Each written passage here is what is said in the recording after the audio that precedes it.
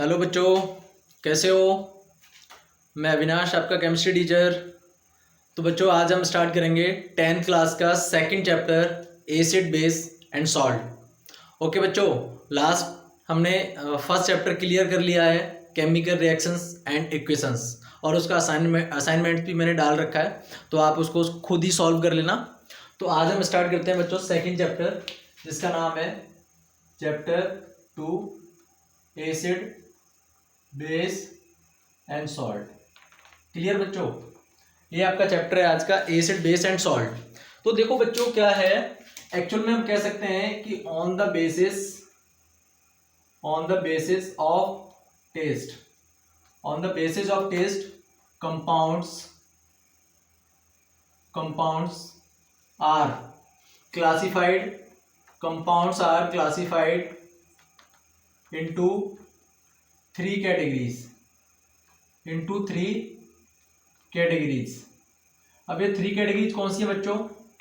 The one is acid, second is base and third is salt. अब ये तीनों हमें डिटेल में पढ़ने हैं बच्चों। On the basis of taste compound are classified into three categories, the one is acid, two is base and third is salt. तो actual में बच्चों एसिड क्या होते हैं, मैं थोड़ा सा ब्रीफ अभी बता देता हूं आपको, उसके बाद हम डिटेल्स में इनको पढ़ेंगे। एक्चुअल में एसिड क्या होते हैं बच्चों? एसिड का मतलब होता है जो टेस्ट में क्या होते हैं, टेस्ट में सौर होते हैं, और दूसरी बात ये H पॉजिटिव देते हैं, और तीसरी बात ये ब्लू लिटमस को किस में चेंज कर देते हैं बच्चों? रेड में। ये जनरल इंट्रोडक्शन हो गया एसिड का। टेस्ट में सौर होते हैं, H पॉजिटिव देते हैं डिसोसिएट होने पे, और ब्लू लिटमस को किस में चेंज कर देते हैं? रेड में। दूसरी चीज हम बात करते हैं यहाँ पे बेस की, कि बेस क्या होते हैं बच्चों? बेस टेस्ट में जो होते हैं वो बिटर होते हैं बच्चों, टेस्ट में बिटर होते हैं, और ये OH देते हैं डिसोसिएट होने पे, और ये रेड लिटमस को चेंज करते हैं किस में? ब्लू में। क्लियर बच्चों? एक बार मैं रिवाइज करा देता हूं। एसिड टेस्ट में सौर होते हैं, डिसोसिएट होने पे H पॉजिटिव देते हैं, और ब्लू लिटमस को रेड लिटमस में चेंज करते हैं। बेस जो होते हैं वो टेस्ट में बिटर होते हैं, डिसोसिएट होने पे OH देते हैं, और रेड लिटमस को ब्लू में चेंज करते हैं। तीसरी चीज आती है बच्चों यहाँ पे सॉल्ट, कि सॉल्ट क्या होता है? तो सॉल्ट का मतलब होता है दे formed from acid and base. अगर एसिड और बेस के आपस में रिएक्शन करा दिया जाए तो सॉल्ट फॉर्म हो जाएगा बच्चों। तो सॉल्ट कहां से बनते हैं? जब एसिड और बेस को आपस में रिएक्ट कराते हैं तो सॉल्ट फॉर्म हो जाते हैं। अब जैसे इनके मान लो एग्जांपल भी मैं आपको बता देता हूं। एसिड का एग्जांपल आपका लेमन जूस हो गया, ठीक है, H2SO4 हो गया, HCl हो गया, कार्बोनिक एसिड हो गया, बहुत सारे हैं जो H पॉजिटिव देते हैं वो सारे एसिड होते हैं, और टेस्ट में सौर होते हैं, और ब्लू लिटमस को रेड में चेंज कर देते हैं। क्लियर बच्चों? दूसरा बेस के एग्जांपल की बात करें तो देखो, डिसोसिएट होने पे क्या दे रहे हैं? OH, तो KOH हो गया आपका, NaOH हो गया, NH4OH हो गया, ये सारा बेस हो गया, और ये रेड लिटमस को किस में चेंज कर देते हैं? ब्लू में। सॉल्ट क्या होते हैं? सॉल्ट होते हैं जो एसिड और बेस के रिएक्शन से बनते हैं। जैसे फॉर एग्जांपल, इसके एग्जांपल अगर समझना है तो मैं यहाँ पर कह सकते हैं CaCO3, NaCl हो गया, ये सब क्या है? कॉम्बिनेशन से बन रहे हैं, तो इसलिए हम इनको क्या बोलेंगे? सॉल्ट बोलेंगे बच्चों। क्लियर? ये जनरल इंट्रोडक्शन हो गया, ये बेसिक इंट्रोडक्शन हो गया, ठीक है। तो एक बार इसका स्क्रीनशॉट ले लो बच्चों।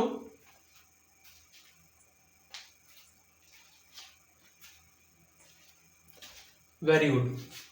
अब देखो हम आगे चलते हैं। अब जो हमारा टॉपिक है वो क्या है बच्चों?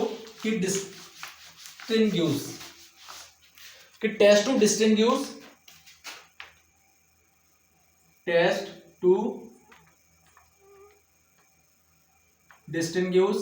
Between acid and base.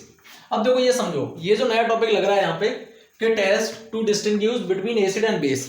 अगर एसिड और बेस में हमें आइडेंटिफाई करना है, यानी डिस्टिंग्विश करना है, डिफरेंस क्रिएट करना है, मान लो दो सॉल्यूशन है हमारे पास, हमें नहीं पता ये एसिड है या बेस है, सिर्फ सॉल्यूशन है, तो how will I recognise to which is acid which is base? कौन सा एसिड है, कौन सा बेस है, हम कैसे इसको रिकॉग्नाइज करेंगे?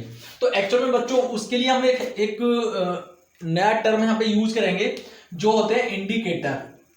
ये चीज हम यूज करेंगे यहाँ पे, क्या यूज करेंगे बच्चों? इंडिकेटर। अब एक्चुअल में इंडिकेटर क्या होते हैं ये समझो। इंडिकेटर का मतलब होता है दो substance which show one colour in acidic medium and different colour in basic medium is called acid base indicator. ये इंडिकेटर की डेफिनेशन होती है। समझ आया? मतलब एक बार मैं फिर रिपीट कर देता हूं, इंडिकेटर की डेफिनेशन क्या होती है कि दो सबस्टांस विच शो, या हम कह सकते हैं there are many substance which show one colour in acidic medium and different colour in basic medium is called indicator.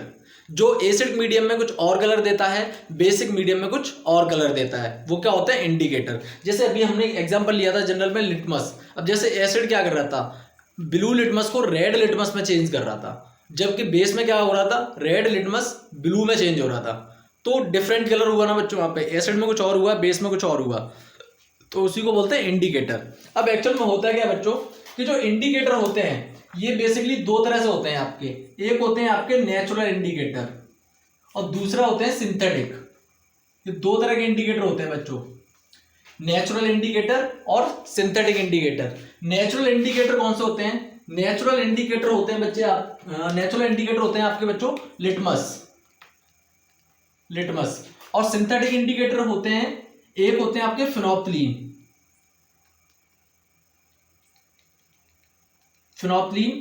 और दूसरा होता है आपका मिथाइल ऑरेंज। ये दो इंडिकेटर, सिंथेटिक, नेचुरल इंडिकेटर कौन से होते हैं? नेचुरल इंडिकेटर होते हैं जो प्लांट से हमें मिलते हैं। किससे मिलते हैं बच्चों? प्लांट से। जो प्लांट से हमें मिलते हैं वो होते हैं नेचुरल इंडिकेटर। और सिंथेटिक इंडिकेटर क्या होते हैं? जो लैब में प्रिपेयर्ड हो जाते हैं, प्रिपेयर्ड इन लैब प्रिपेयर्ड, जो लैब के अंदर सिंथेसाइज हो सकते हैं, लैब में प्रिपेयर्ड हो जाते हैं, उनको हम बोलते हैं synthetic indicator. Indicator divided into two categories, one is natural indicator, second is synthetic indicator. Natural indicator के अंदर आता है आपका लिटमस और सिंथेटिक इंडिकेटर के अंदर आता है आपका फिनोप्थलीन और मिथाइल ऑरेंज। क्लियर बच्चों? फिनोप्थलीन और मिथाइल ऑरेंज। तो टोटल इंडिकेटर कितने हो गए? 3 इंडिकेटर हो गए आपके, litmus, phenolphthalein and methyl orange. Clear बच्चों? ये 3 तरह के आपके इंडिकेटर हो गए यहाँ पे। एक बार इसका स्क्रीनशॉट ले लो।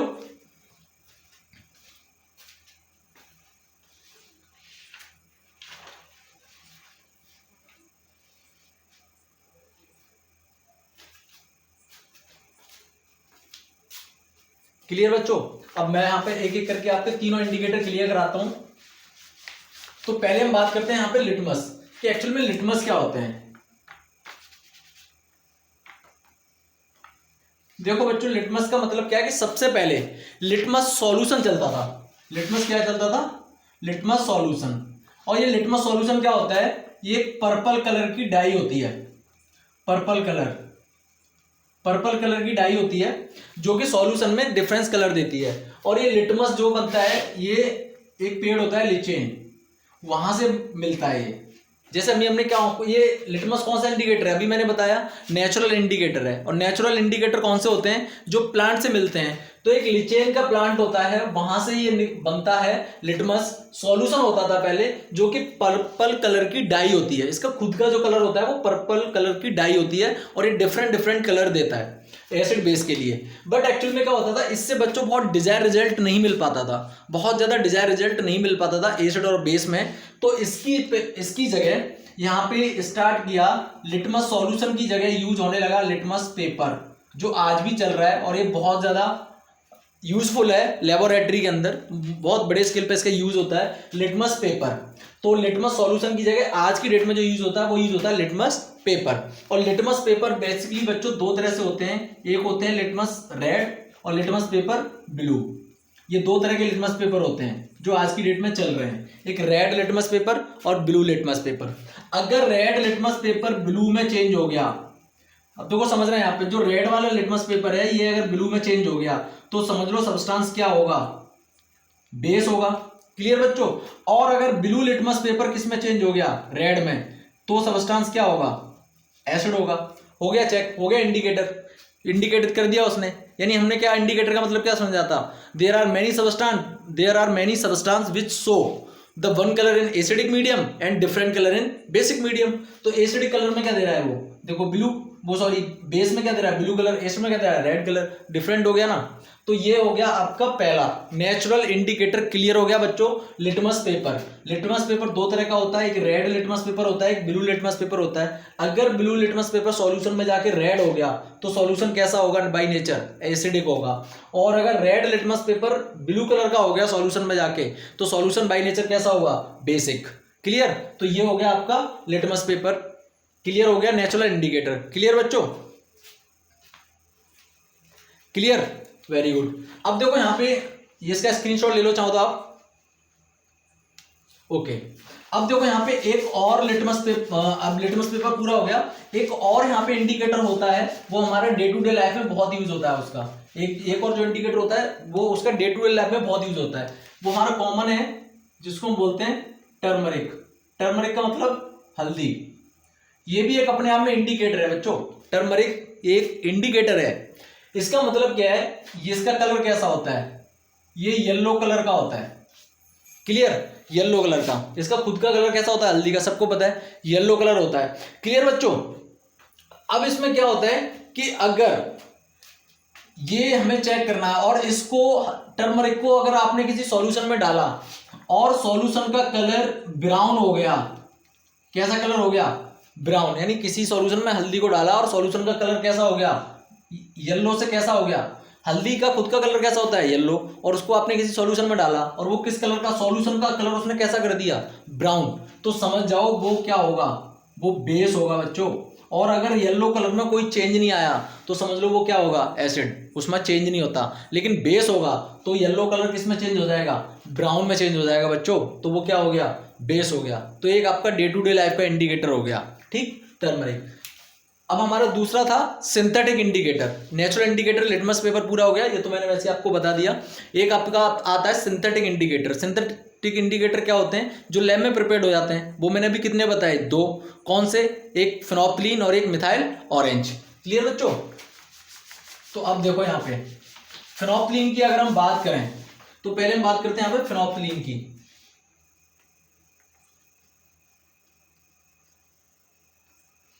फिनोप्थलीन, अब देखो फिनोप्थलीन क्या, आप फिनोप्थलीन को देखो तो फिनोप्थलीन का क्या है, देखो फिनोप्थलीन का मतलब है अगर ये एसिडिक, कोई सॉल्यूशन एसिडिक है और यह सॉल्यूशन कैसा है, बेसिक, यानी या तो सॉल्यूशन कैसा है, एसिड है या सॉल्यूशन बेस है, यही तो हम आइडेंटिफाई कर रहे हैं। तो अगर आपने सॉल्यूशन के अंदर फिनोप्थलीन की ड्रॉप को डाल दिया, मान लो सॉल्यूशन है, दो बीकर लिए, दोनों में एक में आपने एसिड ले लिया, एक में बेस ले लिया और फिनोप्थलीन की ड्रॉप उसमें डाल दी, तो बच्चों क्या होगा, अगर एसिडिक मीडियम में होगा तो ये कलरलेस होगा, कोई कलर नहीं देगा, ये कलरलेस होगा, कोई भी कलर नहीं देगा एसिडिक सॉल्यूशन के अंदर फिनोप्थलीन।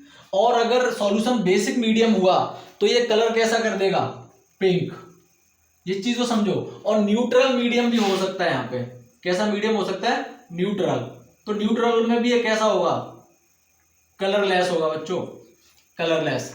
ये देखो फिनोप्थलीन का टेस्ट करने का मतलब, अगर आपने सॉल्यूशन में फिनोप्थलीन की बूंद ड्रॉप को डाला और सॉल्यूशन कलरलेस है तो समझ जाओ वो एसिडिक होगा या फिर न्यूट्रल होगा। और अगर वो पिंक हो गया तो समझ लो सॉल्यूशन कैसा होगा, बाय नेचर बेसिक होगा। क्लियर बच्चों, तो ये फिनोप्थलीन हो गया। दूसरा है आपका मिथाइल ऑरेंज। मिथाइल ऑरेंज, अब देखो मिथाइल ऑरेंज, ये जो इंडिकेटर है इसका मतलब समझो, अगर ये न्यूट्रल मीडियम में हुआ, न्यूट्रल या फिर एसिडिक, सॉल्यूशन एसिडिक भी हो सकता है और सॉल्यूशन बेसिक भी हो सकता है। अब इनमें किस तरह से, अगर सॉल्यूशन न्यूट्रल है या एसिडिक है या बेसिक है, अगर ये न्यूट्रल मीडियम में रहेगा मिथाइल ऑरेंज तो न्यूट्रल मीडियम में ये कलर देगा ऑरेंज।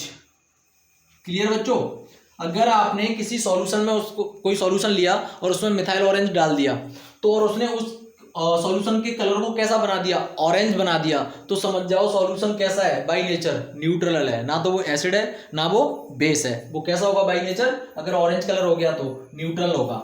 और अगर उस सॉल्यूशन का कलर रेड हो गया बच्चों, रेड हो गया कलर, तो सॉल्यूशन कैसा होगा, एसिडिक होगा बाय नेचर। मिथाइल ऑरेंज डालने पर अगर वो रेड हो गया तो कैसा होगा, एसिडिक होगा। और बेस के केस में क्या होगा बच्चों, अगर बेस है तो ये इसके कलर को येलो कर देगा, येलो।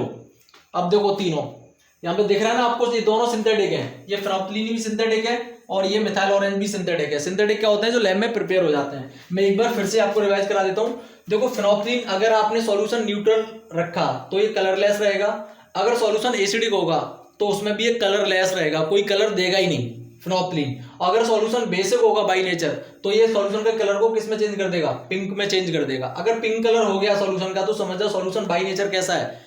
बेस है। फेनोल्फथालीन डालने पे अगर सॉल्यूशन पिंक कलर का हो गया तो सॉल्यूशन बाई नेचर कैसा होगा? बेसिक। और अगर कलरलेस रहा तो वो न्यूट्रल या एसिडिक होगा। क्लियर बच्चों? और मिथाइल ऑरेंज, अब मिथाइल ऑरेंज का देखो, अगर आपने मिथाइल कोई भी सॉल्यूशन लिया उसमें मिथाइल ऑरेंज की ड्रॉप्स को डाल दिया, अगर वो ऑरेंज कलर में चेंज हो गई तो सॉल्यूशन कैसा होगा? न्यूट्रल। अगर वो रेड में चेंज हो गई तो सॉल्यूशन कैसा होगा? एसिडिक। और अगर वो येलो में चेंज हो गई तो सॉल्यूशन कैसा होगा बच्चों? बेसिक होगा। ये आपके दोनों इंडिकेटर क्लियर हो गए। यहाँ पे फेनोल्फथालीन भी क्लियर होगा, मिथाइल ऑरेंज। अब आपके सिंथेटिक और नेचुरल दोनों इंडिकेटर क्लियर हो गए बच्चों। एक बार इसका भी स्क्रीनशॉट ले लीजिए।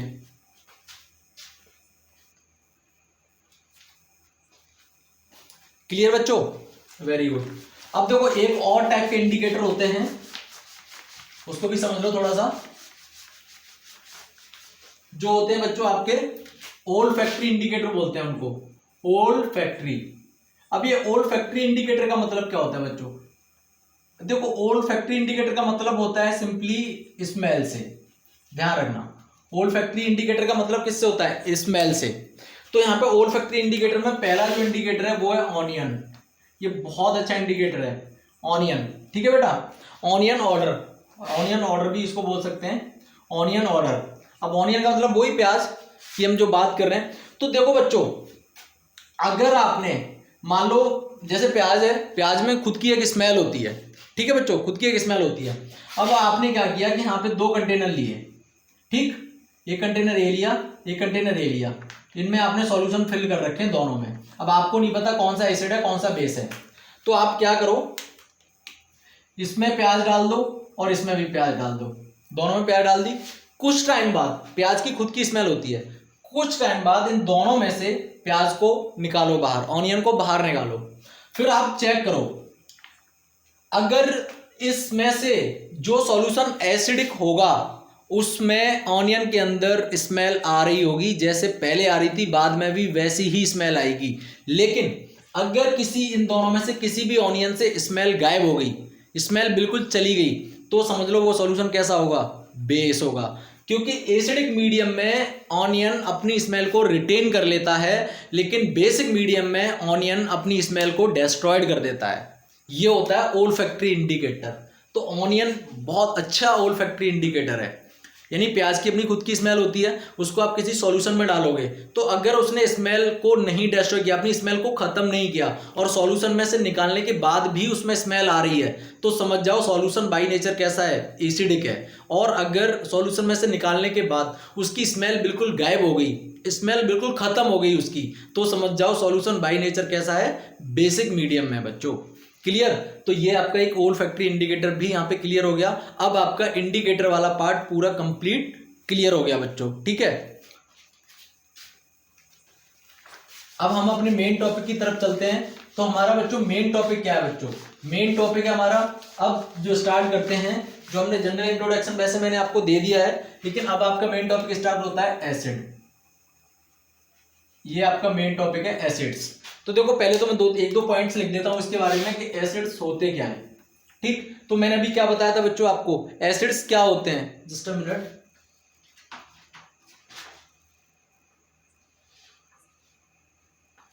देखो पहले बता चुका हूं, पहली चीज, these are sour in taste. Clear बच्चों? पहले बताया था मैंने आपको, ये टेस्ट में कैसे होते हैं? श्योर होते हैं, मतलब खट्टे होते हैं। ठीक है, जितने भी एसिड्स होते हैं वो सॉर टेस्ट में कैसे होते हैं? खट्टे होते हैं। दूसरा point, they give H positive on dissociation. अगर इनको आप पानी में डालो तो ब्रेक होने पे क्या देते हैं? H positive. ये थ्योरी किसने दी थी? ये थ्योरी दी थी आरेनियस, एक साइंटिस्ट था आरेनियस ने ये थ्योरी दी थी 1884 में। ये बात ध्यान रखना, ये जो H पॉजिटिव वाली थ्योरी है ये दी थी आरेनियस ने दी थी 1884 में। और इसने ये बात बताई थी कि किसी भी एसिड को अगर आप वाटर में डालोगे तो वो डिसोसिएट होके H पॉजिटिव आयन देगा। फॉर एग्जाम्पल समझो, जैसे हमारे पास एसिड है HCl और HCl को आपने पानी में डाल दिया तो ये क्या होगा बच्चों, H positive plus Cl negative, यही तो देगा। तो देखो H पॉजिटिव यहाँ मिल रहा है, यानी ये HCl क्या दे रहा है डिसोसिएट होने पे, डिसोसिएट मतलब टूटना, कोई चीज टूट रही है। तो अगर पानी के अंदर डाला तो ये ब्रेक हो गया, H पॉजिटिव और Cl नेगेटिव। तो देखो H पॉजिटिव इसने दिया तो इसका मतलब ये HCl बाई नेचर कैसा होगा, एसिडिक होगा, ये एसिड होगा, क्योंकि डिसोसिएशन होने पे क्या दे रहा है, H पॉजिटिव दे रहा है। ये आरएनएस की डेफिनेशन थी जो 1884 में दी गई थी। क्लियर बच्चों। दूसरा, तीसरा पॉइंट देखो बच्चों, इसका तीसरा पॉइंट क्या कहता है एसिड का, तीसरा पॉइंट वही है जो हमने अभी करा है कि ये ब्लू लिटमस को किस में चेंज कर देते हैं, रेड में। ब्लू लिटमस पेपर को किस में चेंज कर देते हैं, ये रेड में चेंज कर देते हैं। तो ये तीन मेन इंपॉर्टेंट पॉइंट हैं इनकी डेफिनेशंस को समझने के लिए। एसिड्स क्या होते हैं, तो acids are those substance which are sour in taste and they give H positive on dissociation and they turn blue litmus to red. बस ये हो गया इसका डेफिनेशन। क्लियर बच्चों। तो ये इसके तीन मेजर पॉइंट हैं एसिड्स के समझने के लिए। अब बच्चों हम बात करते हैं यहाँ पे एसिड्स का क्लासिफिकेशन की बात करते हैं, क्लासिफिकेशन ऑफ एसिड्स। अगर इनको हम क्लासिफाइड करें तो कैसे कर सकते हैं, तो देखो क्लासिफिकेशन को आपको बहुत अच्छे से समझना है। एसिड को हम क्लासिफाइड कर सकते हैं दो तरह से बच्चों, ठीक है ना। अब देखना यहाँ पे दो किस तरह से हो रहे हैं, दो तरह से। पहला हम कर सकते हैं यहाँ पे ऑर्गेनिक एसिड और दूसरा कर सकते हैं यहाँ पे हम इनऑर्गेनिक एसिड, ऑर्गेनिक एसिड और इनऑर्गेनिक एसिड। ठीक है बच्चों, ऑर्गेनिक एसिड, इनऑर्गेनिक एसिड। ठीक, अब देखो ऑर्गेनिक एसिड को ही हम क्या बोलते हैं, ऑर्गेनिक एसिड को ही हम बोलते हैं weak acid, weak acid. Inorganic acid के नाम होते हैं, इनको मिनरल एसिड भी बोलते हैं, मिनरल एसिड, और दूसरा इनको क्या बोलते हैं, स्ट्रॉन्ग एसिड भी बोलते हैं बच्चों, strong acid. Clear. Acid divided into two categories. One is organic acid, second is inorganic acid. Inorganic acid also known as mineral acid या strong acid. Organic acid known as also known as weak acid. ठीक, अब देखो इनको समझो कि organic acid होते क्या है और इनऑर्गेनिक एसिड होते क्या है। ठीक है, तो यहां पे आप कह सकते हो कि acids are present, acids are present in plant and animals. जो एसिड्स प्लांट और एनिमल में प्रेजेंट होते हैं उनको हम बोलते हैं ऑर्गेनिक एसिड। क्लियर बच्चों, जो प्लांट्स और एनिमल्स में प्रेजेंट होते हैं। अब जैसे लेमन एग्जांपल की बात करें हम तो, अब लेमन हो गया। अब लेमन में कौन सा एसिड प्रेजेंट होता है बच्चों, लेमन में बताओ, लेमन में कौन सा एसिड प्रेजेंट होता है, सिंपल सी बात है भाई, सिट्रिक एसिड प्रेजेंट होता है, सिट्रिक एसिड। टोमेटो, टोमेटो में कौन सा एसिड प्रेजेंट होता है, oxalic acid, oxalic acid present होता है टोमेटो में। ठीक है बेटा। टमरिंड, टमरिंड मतलब इमली, इसमें कौन सा होता है, टर्मरिक एसिड, टर्मरिक एसिड। तो ये मतलब ये फ्यू एग्जांपल है। Acids present in plants and animals, जो प्लांट्स और एनिमल्स में जो एसिड प्रेजेंट होते हैं उनको हम बोलते हैं ऑर्गेनिक एसिड, और वो कैसे होते हैं, वीक एसिड होते हैं। यानी अब जैसे नींबू है, नींबू में एसिड प्रेजेंट है, ठीक है, सिट्रिक एसिड, हम उसको खा सकते हैं, कोई प्रॉब्लम नहीं है, ठीक है। लेकिन और ऐसे एक और एग्जांपल ले सकते हैं यहाँ पे कर्ड, कर्ड। अब कर्ड में कौन सा एसिड होता है, लैक्टिक एसिड होता है बच्चों, कर्ड में लैक्टिक। अब देखो यहाँ पे देखो इनऑर्गेनिक एसिड, इनऑर्गेनिक एसिड कौन से होते हैं, इनऑर्गेनिक एसिड होते हैं, यहाँ पे एक बीच में लाइन कर देते हैं। इनऑर्गेनिक एसिड का मतलब होता है acids present, acids present in, या एसिड्स फॉर्म, फॉर्म वर्ड लगाओ यहाँ पे, acid form from, acid form from mineral, minerals of the earth, minerals of the अर्थ। या फिर हम इनको लैब के अंदर भी सिंथेसाइज कर सकते हैं, लेकिन इन एसिड को लैब के अंदर सिंथेसाइज नहीं कर सकते बच्चों।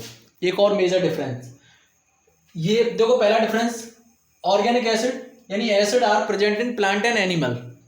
Inorganic acid, acid form from mineral of the earth, जो मिनरल से बनाए जाते हैं उनको हम बोलते हैं इनऑर्गेनिक एसिड, और इनको हम लैब के अंदर सिंथेसाइज कर सकते हैं, बट ऑर्गेनिक एसिड को लैब के अंदर सिंथेसाइज नहीं कर सकते।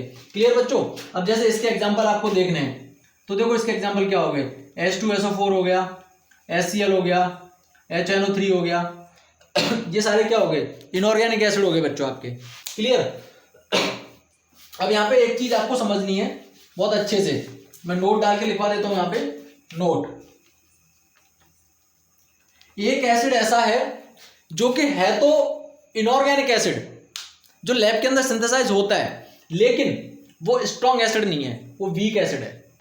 अब देखो स्ट्रॉन्ग एसिड को हम यूज नहीं कर सकते बच्चों, यूज करना इन द सेंस, अब जैसे कर्ड में एक एसिड होता है लैक्टिक एसिड, तो एसिड तो यहाँ भी है, लेकिन कर्ड को हम खाते हैं, कोई प्रॉब्लम नहीं होती हमें, लेकिन अब H2SO4 को हम नहीं यूज कर सकते, नहीं खा सकते, नहीं पी सकते, HCl को नहीं पी सकते, HNO3 को नहीं पी सकते, these are danger acid, strong acid इसीलिए तो बोला गया है इनको। तो इनऑर्गेनिक एसिड जितने होते हैं वो सारे कैसे होते हैं, स्ट्रॉन्ग एसिड होते हैं, उनको हम यूज नहीं कर सकते, वो बहुत ज्यादा कोरोसिव इन नेचर होते हैं बच्चों। लेकिन एक एसिड ऐसा है जो बाई प्रॉपर्टी है तो इनऑर्गेनिक, लेकिन वो कंटेन करता है ऑर्गेनिक के अंदर, यानी है वो इनऑर्गेनिक एसिड, लैब के अंदर प्रिपेयर हो जाता है, मिनरल से बनता है, लेकिन उसके बावजूद भी वो बच्चों वीक एसिड में रखा गया है। तो वो एसिड कौन सा है, वो एसिड है आपका कार्बोनिक एसिड।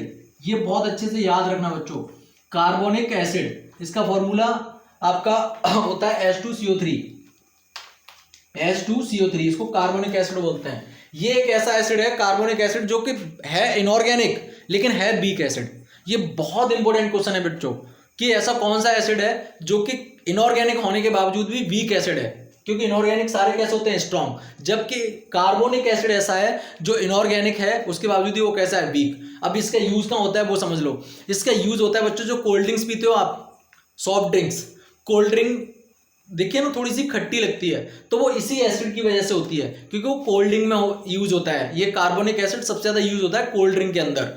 तो अब आप कोल्ड ड्रिंक पी सकते हो आराम से, तो कोल्ड ड्रिंक पी रहे हो तो उस एसिड को भी अंदर जा रहा है, लेकिन वो कोई इफेक्ट नहीं कर रहा। इसका मतलब वो कैसे बिहेव कर रहा है, वीक एसिड की तरह बिहेव कर रहा है बच्चों, जबकि वो है कैसा, इनऑर्गेनिक। कार्बोनिक एसिड को आप लैब में बना सकते हो, ठीक है बच्चों। एक और एसिड होता है जिसको हम बोलते हैं फॉस्फोरिक एसिड, एक और होता है कार्बोनिक के साथ साथ एक और होता है फॉस्फोरिक एसिड। फॉस्फोरिक एसिड मतलब H3PO4, H3PO4 फॉस्फोरिक एसिड, वो भी इसी की तरह है, इनऑर्गेनिक एसिड है, लेकिन वो किस में रखा गया है, वीक एसिड में रखा गया है। तो बच्चों ये एसिड का क्लासिफिकेशन आपका कंप्लीट हो गया, एक बार इसका स्क्रीनशॉट ले लीजिए।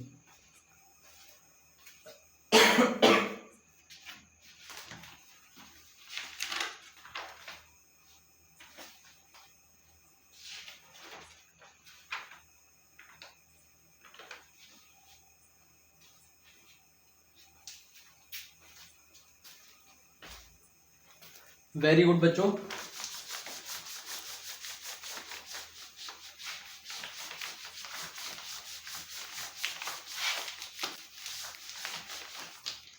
अब बच्चों यहां पे अगला अपन करते हैं प्रॉपर्टीज ऑफ एसिड। आपका अगला है प्रॉपर्टीज ऑफ एसिड, इनकी केमिकल और फिजिकल प्रॉपर्टी की हम बात करते हैं। तो देखो फिजिकल प्रॉपर्टीज केमिकल प्रॉपर्टी दोनों को कंबाइन कर लेते हैं। पहला हम बात करते हैं corrosive in nature, corrosive in nature. तो देखो ये इनका जो नेचर होता है वो हाईली कोरोसिव होता है। हाईली कोरोसिव मतलब ये बहुत ज़्यादा मतलब डेंजर एसिड्स माने जाते हैं, जो कि स्पेशली कौन से होते हैं, स्ट्रॉन्ग एसिड, क्योंकि इनको अगर आप थोड़ा भी स्किन पर डालोगे तो इसको बर्न कर देते हैं। क्लियर बच्चों? दूसरा होता है इनका electricity, electricity conductance. Electricity conductance का मतलब क्या है बच्चों, कि अगर इलेक्ट्रिसिटी कंडक्टेंस का मतलब है कि जो एसिड्स होते हैं ये एक्वस फॉर्म में इलेक्ट्रिसिटी को कंडक्ट करते हैं, बहुत अच्छी इलेक्ट्रिसिटी कंडक्ट करते हैं, बहुत अच्छी एक्वस फॉर्म में। जैसे मान लो चलो HCl है, अब इस HCl को आपने पानी में डाला, मान लो ये एक बीकर लिया और इसके अंदर ये पानी भरा हुआ है और इसमें आपने HCl को डाल दिया, ठीक है। तो इसके अंदर क्या हुआ कि H पॉजिटिव और Cl नेगेटिव, ये आयंस में ब्रेक हो जाएगा। तो अब इसके अंदर आप इलेक्ट्रिसिटी पास करोगे तो ये बहुत अच्छी इलेक्ट्रिसिटी को कंडक्ट करते हैं। तो ये इलेक्ट्रिसिटी कंडक्ट करते हैं बहुत अच्छी, लेकिन कब? एक्वस फॉर्म में। ठीक है बच्चों, जब ये डिसोसिएट फॉर्म में होंगे तब इलेक्ट्रिसिटी को कंडक्ट करेंगे। ठीक, अब देखो अगली प्रॉपर्टी, अब इनकी प्रॉपर्टी को समझना सारी अच्छी से। अगली प्रॉपर्टी इनकी रिएक्शन विद मेटल। अगर एसिड का रिएक्शन किसी मेटल के साथ करवाया जाए तो बच्चों वहां पे क्या होगा? तो देखो वहां पे क्या होगा कि मेटल प्लस एसिड। अब ये बनाएंगे क्या, ये सबसे मजेदार बात है। तो यहां पे जो बनेगा ये बनेगा मेटल सॉल्ट प्लस ये हाइड्रोजन गैस को इवोल्यूट करेंगे बच्चों, हाइड्रोजन गैस निकलेगी। हमेशा आपको ध्यान रखना है, एसिड कभी भी मेटल के साथ रिएक्ट करेगा तो हमेशा वो हाइड्रोजन गैस को इवोल्यूट करेगा, हाइड्रोजन गैस को रिलीज करेगा। ये बात हमेशा याद रखना। अब मैं एक एग्जांपल देके आपको यहाँ पे बता देता हूं कि जैसे मान लो ये हो गया आपका Zn प्लस 2HCl। अब तो यहाँ पे क्या बन गया? ZnCl2 plus H2। देखो हाइड्रोजन गैस यहां से निकल गई। तो कोई भी मेटल यानी जब एसिड के साथ रिएक्ट करेगा या एसिड जब मेटल के साथ रिएक्ट करेगा तो हमेशा हाइड्रोजन गैस को इवोल्यूट करेगा। और ये जो दूसरा बाई प्रोडक्ट होगा ये होगा मेटल सॉल्ट, क्लोराइड लग रहा है ना, जिंक क्लोराइड। तो क्लोराइड क्या हुआ? सॉल्ट हो गया। क्लियर बच्चों? तो देखो ये इसका एग्जाम्पल हो गया। अब दूसरा एग्जाम्पल अगर लेना है तो वहां पर ले सकते हो Zn प्लस H2SO4 ले लो। तो देखो यहाँ पे क्या बनेगा? ZnSO4 बनेगा, ZnSO4 प्लस यहाँ पे क्या निकलेगा? हाइड्रोजन। इवोल्यूट हो गया ना hydrogen, Zn plus H2SO4, ZnSO4 plus H2, hydrogen निकल गया। तो मेटल कभी भी एसिड के साथ रिएक्ट करेगा तो हमेशा क्या इवोल्यूट करेगा? हाइड्रोजन। ये ओवरऑल व्यूज यहाँ पे लिख दिया बच्चों। ठीक है, अब इसका भी स्क्रीनशॉट ले लीजिए। क्लियर बच्चों? अब देखो आगे हम चलते हैं। अब दूसरी प्रॉपर्टी देखो, दूसरा रिएक्शन देखो कि रिएक्शन विद अब यहां पे क्या है? मेटल कार्बोनेट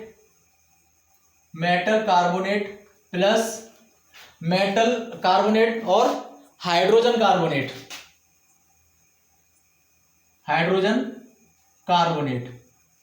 इनके साथ जब रिएक्ट करेगा तो देखो क्या होगा, यानी मेटल कार्बोनेट और हाइड्रोजन कार्बोनेट, पूरा नाम ये हो जाएगा इसका। या तो मेटल कार्बोनेट हो गया या मेटल हाइड्रोजन कार्बोनेट। अगर इसके साथ रिएक्ट करेगा तो क्या यहां पे रिजल्ट मिलने वाला है? ठीक है बच्चों, ये समझना है यहां पे। Just a minute.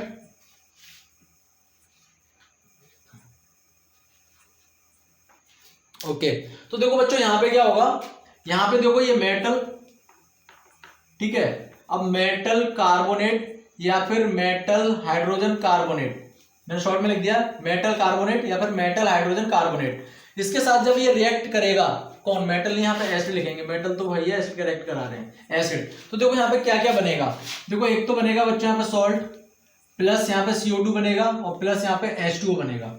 ये दो चीजें आपको पॉइंट आउट रखनी है। अगर सिर्फ मेटल के साथ एसिड रिएक्ट कर रहा है तो हाइड्रोजन इवोल्यूट करेगा, अगर कार्बोनेट या हाइड्रोजन कार्बोनेट के साथ रिएक्ट कर रहा है तो CO2 और वाटर, ये दोनों चीजें बनेंगी। अब देखो एग्जांपल समझो, जैसे यहाँ पे ये हो गया CaCO3। अब देखो Ca क्या है यहाँ पे? कैल्शियम क्या है? एक मेटल है। और CO3 क्या है? कार्बोनेट। तो मेटल कार्बोनेट बन गया ये, प्लस अब यहाँ पे एसिड ले लो। एसिड आप क्या कुछ भी ले लो, 2HCl ले लो। चलो अब 2HCl लियो तो यहाँ पे क्या बना? CaOCl2 plus CO2 plus H2O। तो देखो CO2 प्लस H2O बन गया और ये आपका सॉल्ट बन गया, सॉल्ट CO2 प्लस H2O। अगर हाइड्रोजन कार्बोनेट की बात करें तो यहाँ पे हम ले सकते हैं NaHCO3। तो देखो Na यहाँ पे मेटल हो गया, H हाइड्रोजन हो गया, CO3 कार्बोनेट हो गया, तो मेटल हाइड्रोजन कार्बोनेट। क्लियर? और प्लस एसिड की अगर बात करें तो यहाँ पे क्या ले सकते हैं? HCl।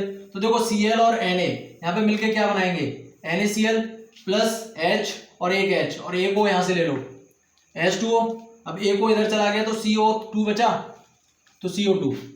अब देखो NaCl H2O CO2, तो CO2 H2O। तो मतलब मेटल कार्बोनेट या हाइड्रोजन कार्बोनेट के साथ जब रिएक्ट करेगा तो हमेशा क्या बनेगा? CO2 और H2O बनेंगे, साथ में एक सॉल्ट बनेगा। क्लियर बच्चों? तो ये इसकी अगली प्रॉपर्टी भी क्लियर हो गई।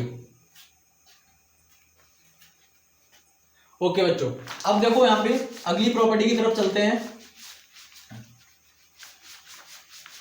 अगली प्रॉपर्टी क्या है बच्चों? अगली प्रॉपर्टी है यहाँ पे कि रिएक्शन विद बेस। अगर हम रिएक्शन विद बेस, अगर इसका रिएक्शन किससे कराते हैं, बेस से, तो देखो यहां पे इसी को हम रिएक्शन विद बेस को ही हम क्या बोलते हैं, न्यूट्रलाइजेशन रिएक्शन बोलते हैं बच्चों। न्यूट्रलाइजेशन रिएक्शन, न्यूट्रलाइजेशन रिएक्शन ये एक अलग से है। अब मैंने फर्स्ट चैप्टर में आपको बताया था न्यूट्रलाइजेशन रिएक्शन क्या होता है। When acid react with base to form salt and water is called neutralisation reaction.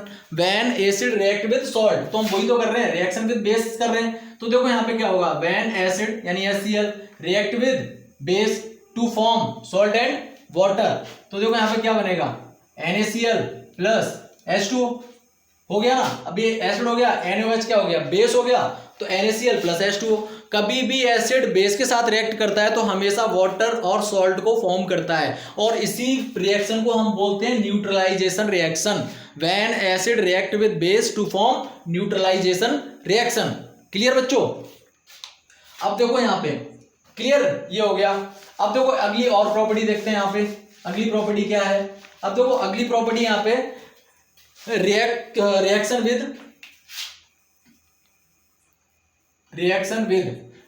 With metallic oxide, metallic oxide. अब देखो बच्चों मेटालिक ऑक्साइड क्या होती है, मेटालिक ऑक्साइड होती है जैसे CaO, अब मेटल और O तो क्या हो गया, मेटालिक ऑक्साइड हो गया। इसका रिएक्शन किससे कराना है, बेस से कराना, एसिड से कराना है ना, मेटालिक ऑक्साइड से। तो उस केस में भी ये क्या करता है, अगर रिएक्शन विद बेस हो रहा है तभी भी वो सॉल्ट एंड वाटर बनाएगा, और अगर रिएक्शन मेटल ऑक्साइड के साथ हो रहा है तभी उस केस में भी एसिड न्यूट्रल हो जाएगा और सॉल्ट और वाटर को फॉर्म करेगा। तो इसको भी हम न्यूट्रलाइजेशन रिएक्शन बोल सकते हैं। अगर acid react with metallic oxide है उसको भी हम न्यूट्रलाइजेशन रिएक्शन ही कहेंगे बच्चों। तो देखो CaO प्लस 2HCl, तो यहाँ पे क्या बन गया, CaCl2, तो ये क्या बन गया, सॉल्ट बन रहा है कि नहीं बन रहा, क्लोराइड, कैल्शियम क्लोराइड सॉल्ट है, और प्लस यहाँ पे क्या बन रहा है, वाटर 2H है, तो यहाँ पे H2 और O, तो ये क्या बन गया, H2O, तो सॉल्ट एंड वाटर फॉर्म हुआ। तो इसको भी हम बोलेंगे वही न्यूट्रलाइजेशन रिएक्शन। क्लियर बच्चों? एसिड बेस के साथ रिएक्ट कर रहा है तभी भी न्यूट्रलाइजेशन रिएक्शन होगा, और एसिड अगर मेटल ऑक्साइड के साथ रिएक्ट कर रहा है उस केस में भी वो न्यूट्रलाइजेशन रिएक्शन होगा, और दोनों केस में सॉल्ट एंड वाटर की फॉर्मेशन होगी। क्लियर बच्चों?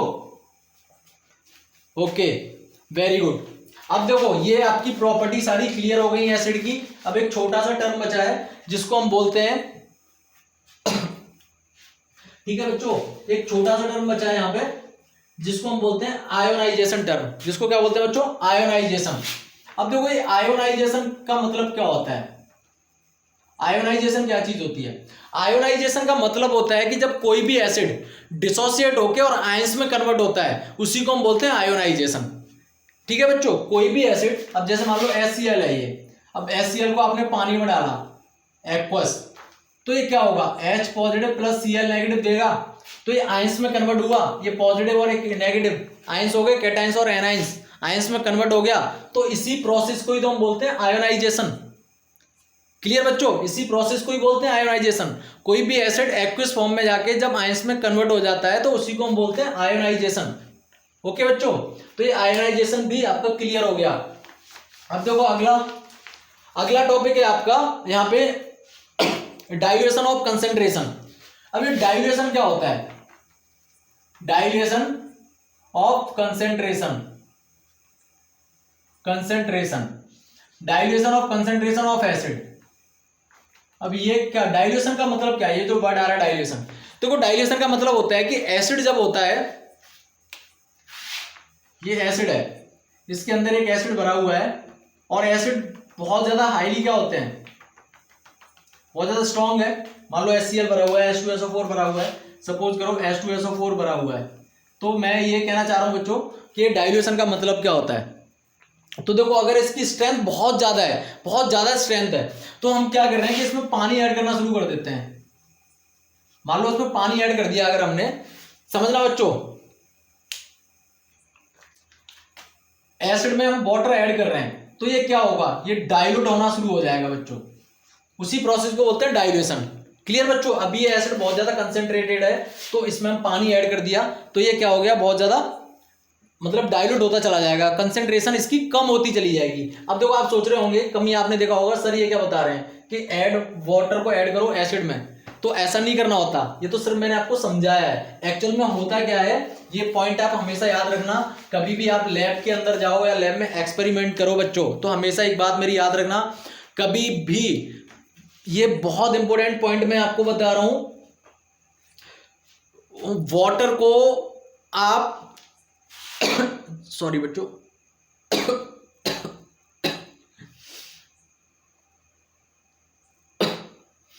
कभी भी पानी को एसिड में मत डालना। क्लियर बच्चों, कभी भी पानी को एसिड में मत डालना डाइल्यूट करने के लिए। हमेशा मैंने भी क्या कहा, पानी को एसिड में मत डालना, एसिड को पानी में डालना। क्लियर। रीजन, अगर रीजन कोई पूछे कि ऐसा क्यों, तो रीजन इसलिए क्योंकि एसिड जब न्यूट्रल होता है तो वो एक्सोथर्मिक रिएक्शन करता है। जब डाइल्यूट होता है, जैसे हीट इवॉल्व करेगा ना वो, तो एक्सोथर्मिक रिएक्शन होता है वहां पे, तो ब्लास्ट होने के चांसेस रहते हैं, बीकर टूटने के चांसेस हो जाते हैं बहुत ज़्यादा ब्लास्ट, क्योंकि हीट वो रिलीज करता है उसकी वजह से। तो आप हमेशा ध्यान रखना, लैब के अंदर जब आप कभी भी कोई काम कर रहे हो तो आपको अगर कोई एसिड डाइल्यूट करना है, क्लियर बच्चों, तो कभी भी आप डाइल्यूट करते टाइम, ठीक है, वाटर को एसिड में ऐड मत करना, एसिड लेके वाटर मत डालना, वाटर को एसिड में डालना। क्लियर बच्चों, ये बात ध्यान रखना। जैसे मान लो ये है आपका एक कंटेनर, और इसके अंदर आपने ये ले रखा है, आपने यहाँ पे क्या ले रखा है, ये वाटर ले रखा है, इसमें क्या ले रखा है, वाटर। ठीक है, ठीक बच्चों, तो इसमें आप एसिड डाल सकते हो, इसमें एसिड को ऐड करो, ये तरीका बिल्कुल सही है। लेकिन कभी भी मान लो एक कंटेनर आपने लिया और इस कंटेनर में आपने क्या भर रखा है, एसिड, तो इसमें कभी भी वाटर को ऐड मत करना, ये तरीका मत अप्लाई करना। अब मैं तो रिटर्न में समझा दिया आपको। Water always acid add in water but not water add in acid. Clear. ये देखो फर्क समझो, कंटेनर में पानी है, आप एसिड डाल रहे हो चलेगा, लेकिन कंटेनर में एसिड और आप पानी डाल रहे हो नहीं चलेगा, बहुत दिक्कत हो जाएगी। क्लियर बच्चों। और डाइल्यूशन का मतलब क्या होता है, dilution of concentration of acid. ये होता क्या है कि अभी मान लो ये एसिड बहुत ज्यादा कंसेंट्रेटेड है, ये बहुत ज्यादा क्या है, कंसेंट्रेटेड। अब जैसे ही आप इसको पानी में डालते जाओगे ये डाइल्यूट होना शुरू हो जाएगा, ये क्या हो जाएगा, डाइल्यूट। ठीक बच्चों, ये डाइल्यूट होना क्या हो जाएगा, शुरू हो जाएगा। तो देखो सिंपल सी बात है, अगर यहाँ पे डाइल्यूशन इंक्रीज होगा तो यहाँ पे कंसेंट्रेशन क्या हो जाएगी बच्चों, डिक्रीज हो जाएगी। सिंपल सी बात है। आप पानी मिला एसिड को पानी में डालते जाओगे तो डाइल्यूशन बढ़ता जाएगा और कंसेंट्रेशन क्या होती जाएगी, कम होती जाएगी। समझ में आ रही है बच्चों। पानी मिलाते जाओगे तो कंसेंट्रेशन तो उसकी कम हो जाएगी ना, डाइल्यूशन बढ़ जाएगी। क्लियर। तो यही तो है dilution of concentration of acid, यही तो है। Dilution increase, concentration decrease. Clear. Concentration increase, dilution decrease, बस यही तो है हमारा topic, dilution of concentration of acid. तो बच्चों ये आपका कंप्लीट हो गया, यहाँ पे एसिड पोर्शन पूरा कंप्लीट हो गया। अब देखो जनरल इंट्रोडक्शन हो गया आपका, इंडिकेटर हो गए बच्चों, और एसिड कंप्लीट हो गया। अब यहाँ पे आपके दो पोर्शन और बचे हैं, बेस एंड सॉल्ट, बस उसके बाद ये चैप्टर खत्म। सॉल्ट एंड बेस, दो चैप्टर और बच्चे हैं, उसका चैप्टर खत्म हो जाएगा। सो प्लीज बच्चों एक बार इसका स्क्रीनशॉट ले लीजिए। Okay then very good. और इस वीडियो को लाइक करो, शेयर करो, चैनल को सब्सक्राइब करो, और उन बच्चों तक जरूर ये वीडियो को फॉरवर्ड करो जो बच्चे कोचिंग एफर्ट नहीं कर पाते हैं। ओके बच्चों, so be happy, stay tuned, watching my video. Thank you, bye bye.